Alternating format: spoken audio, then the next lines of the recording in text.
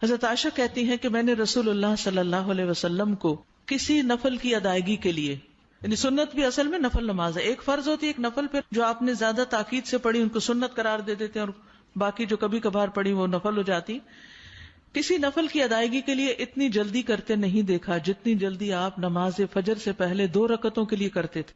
جلدی پڑھتے نہیں تھے، یعنی اس کی ادائیگی کے لیے آپ فکر کرتے تھے. حضرت عائشہ ہی سے روایت ہے کہ نبی صلی اللہ علیہ وسلم نے طلوع فجر کے وقت 2 رکعت نماز، یعنی فرض کی بات ہے یہاں، آپ نے 2 رکعت نماز پڑھنے کی شان کے بارے میں فرمایا کہ ان کو پڑھنا میرے نزدیک ساری دنیا سے زیادہ محبوب ہے. آپ نے فرمایا جو آدمی عشاء اور فجر کی نمازوں میں آ سکتا ہے تو اس پر لازم ہے کہ وہ آئے، اگرچہ اسے گھسٹ کے کیوں نہ آنا پڑے، یعنی گھٹنوں کے بل یا پیٹھ کے بل گھسٹ گھسٹ کے ہی آنا پڑے تو بھی آئے، لیکن آئے ضرور. کیوں؟ اس لیے کہ جو شخص فجر کی نماز پڑھتا ہے وہ اللہ کی حفاظت میں آ جاتا ہے. رسول اللہ صلی اللہ علیہ وسلم نے فرمایا جس نے صبح کی نماز پڑھی پس وہ اللہ کے ذمے میں ہے، اللہ کی حفاظت میں ہے، اللہ کے ذمے ہو گیا. پس اللہ تم سے اپنی حفاظت کے بارے میں کسی چیز کا مطالبہ نہ کرے. کیا مطلب ہے اس کا؟ یعنی جو اللہ کے ذمے ہے اس پر کوئی ظلم نہ کرے، اور ظلم کر کے اللہ کے سامنے جواب دے نہ ہو، اس لیے کہ جس سے اللہ پوچھے گا، مطالبہ کرے گا، یقیناً اسے اپنی گرفت میں لے لے گا اور لے کر منہ کے بل جہنم میں پھینک دے گا. اس سے کیا بات پتہ چلتی ہے کہ جو شخص فجر کی نماز کی حفاظت کرتا ہے وہ اللہ کے قریب ہو جاتا ہے، اللہ کی حفاظت میں ہو جاتا ہے. کسی کو حق نہیں کہ اس پر ظلم اور زیادتی کرے. جو اس شخص پر زیادتی کرے گا جو فجر پڑھتا ہے تو وہ دراصل اس ذمے میں خیانت کر رہا ہے جس کو اللہ نے اپنے ذمے لیا ہے، اور پھر قیامت کے دن اللہ تعالیٰ ایسے شخص کو پکڑے گا. یعنی فجر پڑھنے والے کی عزت اور احترام لازم ہے، کیونکہ صرف مومن ہی اس کی پابندی کرتا ہے.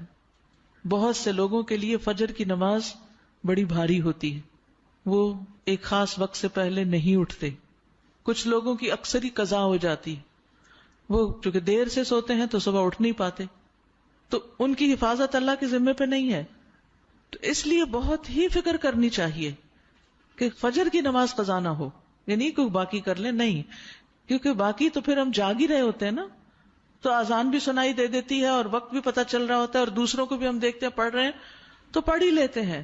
لیکن فجر کی چونکہ ایک ذمہ داری ہوتی ہے اٹھنے کی بھی، اور پھر وقت پر اٹھنے کی، اور پھر مسجد میں جانے کی، تو اس لحاظ سے اس کی حفاظت بہت ضروری ہے. اور فجر پڑھنے والا شام تک اللہ کی حفاظت میں ہوتا ہے.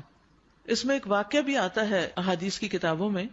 اعمش کہتے ہیں کہ سالم بن عبداللہ بن عمر، ابن عمر کے کیا لگے بیٹے اور حضرت عمر کے پوتے، یہ حجاج کے پاس بیٹھے ہوئے تھے. حجاج کے بارے میں سب جانتے ہیں کہ بہت ظلم کرتا تھا.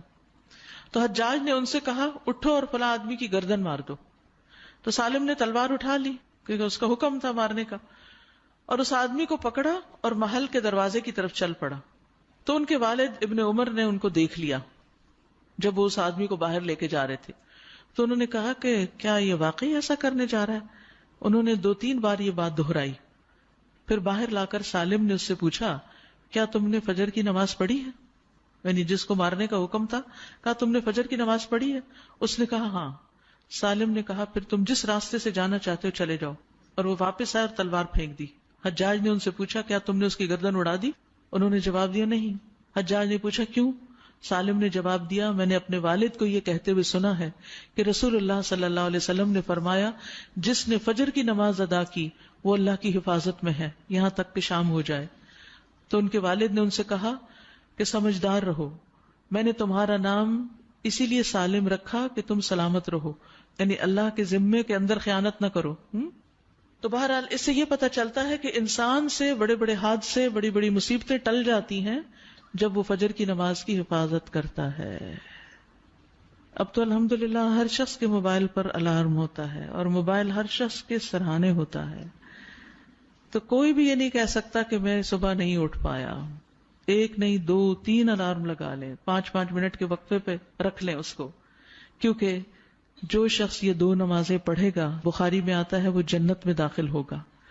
ایک اور روایت میں آتا ہے وہ آدمی ہرگز دوزخ میں نہیں جائے گا جس نے سورج نکلنے سے پہلے اور سورج کے غروب ہونے سے پہلے نماز پڑھی، یعنی فجر اور عصر کی. اور پھر آپ نے فرمایا ان نمازوں میں سستی نہ کرو اگر تم اللہ کا دیدار کرنا چاہتے ہو، اس طرح کہ جیسے تم 14ویں کے چاند کو دیکھتے ہو اور تمہیں کوئی دھکم پیل کا بھی واسطہ نہیں پڑے گا. یعنی جو ان نمازوں کی حفاظت کرتا ہے وہ اللہ کے دیدار کے قابل ہوگا. اور پھر بعض اوقات لوگ رات قیام کرتے رہتے ہیں، آخر حصے میں سو کے فجر قضا کر دیتے ہیں. کیا ہے تہجد کے لیے اٹھے تھے وہ آنکھ نہیں پھر کھلی فجر کے لیے. تو یہ نہیں ہونا چاہیے. عمر رضی اللہ عنہ کہتے ہیں میں صبح کی نماز با جماعت پڑھوں یہ مجھے اس سے زیادہ محبوب ہے کہ میں ساری رات قیام کروں. ساری رات کے نوافل سے زیادہ محبوب ہے کہ فجر کی نماز جماعت کے ساتھ. ہاں منافق پر فجر کی نماز بھاری ہوتی ہے، تو منافقت سے نکلنے کے لیے، نفاق سے نکلنے کے لیے اس نماز کی پابندی ضروری ہے. ابی ابن کعب کہتے ہیں ایک روز رسول اللہ صلی اللہ علیہ وسلم نے ہمیں صبح کی نماز پڑھائی. اس کے بعد فرمایا کیا فلاں حاضر ہے؟ لوگوں نے کہا نہیں. آپ نے پوچھا کیا فلاں آیا ہے؟ لوگوں نے کہا نہیں. آپ نے فرمایا بلا شبہ یہ دو نمازیں منافقوں پر سب سے بھاری ہیں، سب نمازوں سے زیادہ بھاری، یعنی فجر اور عشاء.